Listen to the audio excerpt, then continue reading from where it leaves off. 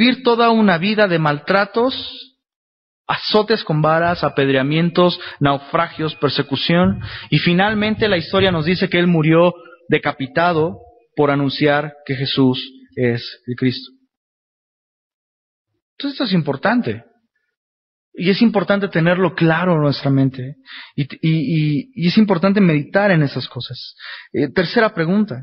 ¿Cuáles son las evidencias circunstanciales de la resurrección? En primer lugar, la vida de sus discípulos.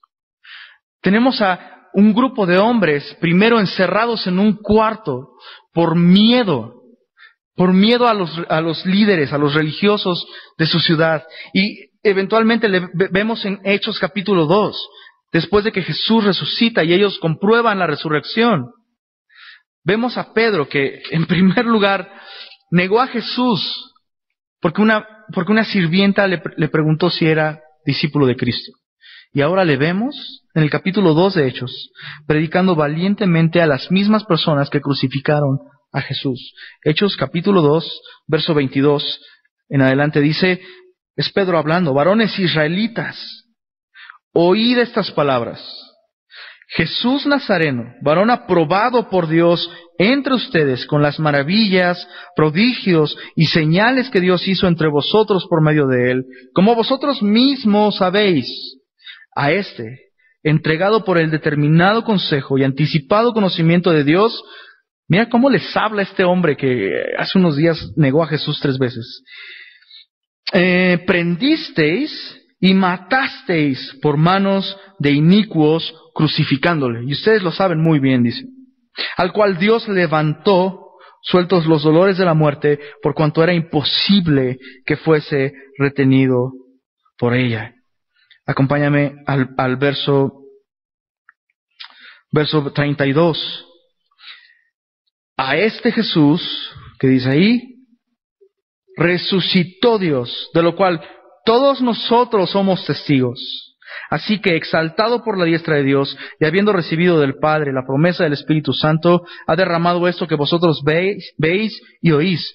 Porque David no subió a los cielos, pero él mismo dijo el Señor a mi Señor, siéntate a mi diestra hasta que ponga a tus enemigos por estrado de tus pies. Sepa pues, ciertísimamente, toda la casa de Israel, que a este Jesús, y una vez más, a quien vosotros crucificasteis, Dios le ha hecho, ¿qué? Señor y Cristo. Al oír esto se compungieron de corazón y dijeron a Pedro y a los otros apóstoles, varones hermanos, ¿qué haremos? No dijeron, están todos locos. Jesucristo está enterrado en la tumba de José y ahí puedes ir y puedes ver su cuerpo. No. Sabían que todas estas cosas eran ciertas y se compungieron de corazón y dijeron a Pedro y a los hermanos, ¿qué haremos? Pedro les dijo, arrepentíos y bautícese cada uno de vosotros, ¿en qué? En el nombre de Jesucristo para perdón de los pecados y recibiréis el don del Espíritu Santo. Vemos a estos hombres, cobardes en un principio, valientemente denunciando el grave pecado de toda una nación que crucificó a Jesucristo. Y vemos a estos hombres, de repente le pierden totalmente el miedo a la muerte. ¿Por qué? Porque la muerte ya ha sido vencida por Jesús. O sea, esto es una evidencia circunstancial impresionante, irrefutable. Número 2, el carácter de los discípulos excluye por completo la absurda idea de que estaban mintiendo. Porque hay personas que te dicen esto, pues no, fabricaron este mito, no es verdad. Mira el carácter de estos hombres y veámoslo humanamente. Alimentando al pobre, viendo las necesidades de aquellos olvidados, de los más menesterosos. Y desde un punto de vista espiritual, tienen principios pacifistas, se dedican a la oración, se dedican al estudio de las Escrituras. Solo hacen eso. Pero en segundo lugar, los discípulos no estaban ganando algo. Es decir, si tú mientes, ¿tú mientes? Ya no los veo convencidos, mentirosos. Si mentimos, usualmente lo hacemos para nuestro beneficio, ¿no es así? O sea, mientes para evitar un mal o ganar un bien. Bueno, esos hombres, al anunciar que Jesucristo había resucitado, Tenemos una idea equivocada de lo que significaba ser pastor entonces. O sea, el día de hoy vemos pastores con jets propios, ¿no? Y con grandes naves y fama y respeto. A lo mejor tú mismo ves a un pastor o te sientas, leía el libro de una persona que es pastor y dice, viaja mucho y cuando se sienta, ¿no?, la persona que va acompañándolo en el avión, empiezan a platicar y todo el cotorreo impresionante hasta que llegan al tema de a qué se dedican. Él dice que es pastor y la persona cambia completamente su lenguaje, le ve de manera diferente. Hoy un pastor gana cierto respeto, ¿no?, cierto aprecio. Bueno, en ese entonces no. En ese entonces para nada. Lo que estaban ganando era un gran blanco sobre su pecho. Se volvían, dice la Escritura, por causa de ti somos muertos todo el día. Eso es lo que significaba volverse un pastor. Así que no estaban mintiendo. No estaban ganando comodidad. De hecho, las cosas se pusieron tan difíciles para los cristianos en Jerusalén que tuvieron que Dios tuvo que suplirles a través de las donaciones y las ofrendas de otras iglesias. Todas esas carencias, toda esa persecución hubiera terminado así. Simplemente tenían que dejar de mentir, en caso que estuvieran mintiendo. Así que es absurdo. No estaban mintiendo. Para nada estaban mintiendo. Tercera evidencia circunstancial: la adoración de la iglesia primitiva. Esos hombres se reunían en el nombre de Jesús, predicaban el nombre de Jesús como un medio para perdonar pecados. En el mensaje que acabamos de escuchar de Pedro, él les dice: arrepiéntanse y bautícense cada uno en el nombre de Jesús. La comunión, el partimiento del pan, compartir la copa, que era un símbolo de la sangre derramada de Cristo. Todo esto apuntaba a Jesús como resucitado, y el bautismo mismo apunta y nos identifica con la muerte de Jesús y con su resurrección. Y estos hombres empezaron a practicar esto desde Hechos capítulo 2, cuando Pedro está predicándoles a tan solo 50 días de que Jesús fue crucificado y 10 días de que ascendió a los cielos. Ahora mira un poco la manera en la que la Biblia registra estos hechos. Acabamos de leer en Lucas que las primeras personas en enterarse y en verificar y en atestiguar que la tumba estaba vacía fueron mujeres. En ese tiempo y en esa cultura, una mujer no gozaba de la credibilidad suficiente para poder atestiguar en un juicio, en una corte, por ejemplo. Si esta historia fuera fabricada, jamás pondrías que las primeras personas en atestiguar la tumba vacía fueron mujeres. Jamás. O sea, no fue una historia fabricada tampoco. Y esta otra evidencia circunstancial. La tumba no se volvió un lugar memorial de Cristo.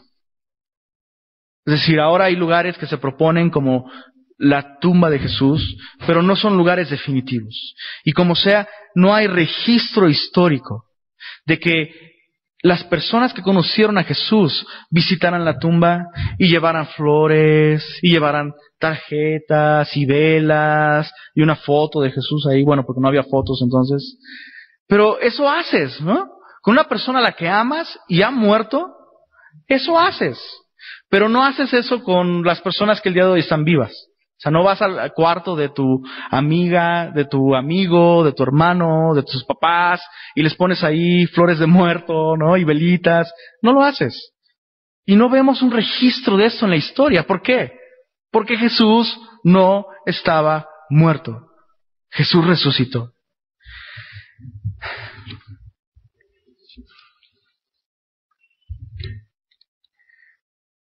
¿Cuáles son las objeciones comunes a la resurrección? Y esto te va a divertir mucho. En primer lugar, la primera objeción común a la resurrección de Cristo es: aseguran que Jesús no murió en la cruz, que Jesús solo se desmayó. Y considerando todo lo que Jesús sufrió, o sea, y voy a hacer una pequeña recapitulación. Azotado, con toda la espalda desgarrada, ¿ok? Golpes muy severos, clavado por las extremidades en una cruz, cuyo objetivo de ese instrumento de la cruz es provocar la muerte. Perforado en el costado, es decir, su corazón ya no lo cuentes, bye, ya no sirve, ya no funciona, es perforado. Embalsamado, de modo que no hay manera de respirar, o sea, y puesto en una tumba fría por 3 días y 3 noches. Y los escépticos dicen, no, es que no estuvo muerto. Bueno, si Cristo sobrevivió a todo esto, creo que es un milagro mayor de que hubiera muerto y hubiera resucitado, creo. Pero si Cristo hubiera sobrevivido a todo esto, no se hubiera podido librar del embalsamiento, remover una piedra en esa condición física, después de todo ese castigo, remover una piedra que pesaba más de lo que pesa cualquier auto el día de hoy. Y después salir, entrar a la ciudad y convencer a sus discípulos de que ha resucitado, porque eso es lo que él dijo.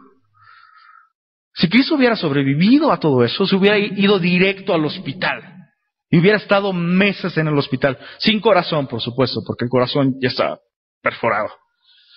Es absurdo. Jesús murió en la cruz. Segunda objeción. Bueno, sí, Jesús no está muerto. Jesús sí resucitó, pero en nuestros corazones.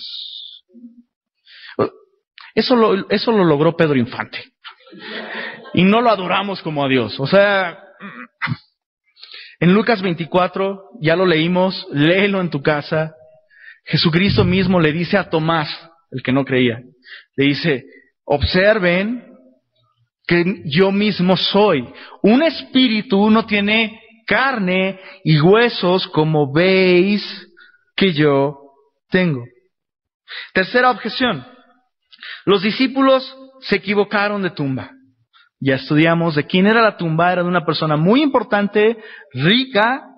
Las mujeres estaban allí cuando le pusieron en esa tumba. Los discípulos corrieron exactamente a esa tumba porque sabían qué tumba era. Y aún, supón tú, aún si se hubieran equivocado de tumba, Jesucristo se presentó vivo ante ellos. Cuarta objeción. Esta es la primera vez que la escucho. A lo mejor tú también. Lo que pasa es que Jesús tenía un hermano gemelo. Siguiente objeción. Bueno, hablando en serio. No hay evidencia histórica de esto. O sea, yo creo que María se hubiera dado cuenta de que tuvo 2 hijos y no uno. Y no fue así. O sea, y aparte de esto, Jesús mismo, el que se presentó, es el mismo que murió en esa cruz. ¿Cómo lo sabemos? Mostró las heridas. Ah, bueno, es que el hermano gemelo se hizo a sí mismo heridas para... Ya, por favor. O sea, es absurdo, ¿no? Está muy claro, no hay evidencia histórica, no hay sustento histórico ni lógico. Quinta objeción sobre la resurrección. Lo que pasa es que tuvieron una alucinación colectiva. Tuve amigos que alucinaban y no alucinaban en público, brother. Alucinaban en privado. Y hay una frase por ahí que se ocupa con este tipo de personas, es presta para andar igual, brother. No hay manera de que estos hombres pudieran haber alucinado. Ya vimos que Jesucristo apareció en distintas ocasiones, de diferentes maneras, en distintos lugares. Y algunas veces eran pocos, en una ocasión a más de 500, como dice en 1 Corintios 15, más de 500 a la vez. Si más de 500 personas están viendo algo, no es una alucinación, es un acontecimiento público. Ustedes mismos, si van a su casa y dicen, fuimos al Salón Anturios y vimos a un vato de lentes todo pelón y bien chistoso, y nadie les puede decir que fue una alucinación. ¿Por qué? ¿Por qué? ¿Y cuántos somos aquí? ¿No somos más de 500? Es absurdo hablar de una alucinación colectiva. Sucedió. Es simple y sencillamente sucedió. Y esto es muy importante, tenerlo en mente. Una última objeción con respecto a la resurrección de Cristo es, ok, está bien, todo lo que tú has dicho sobre Jesús y cómo vivió y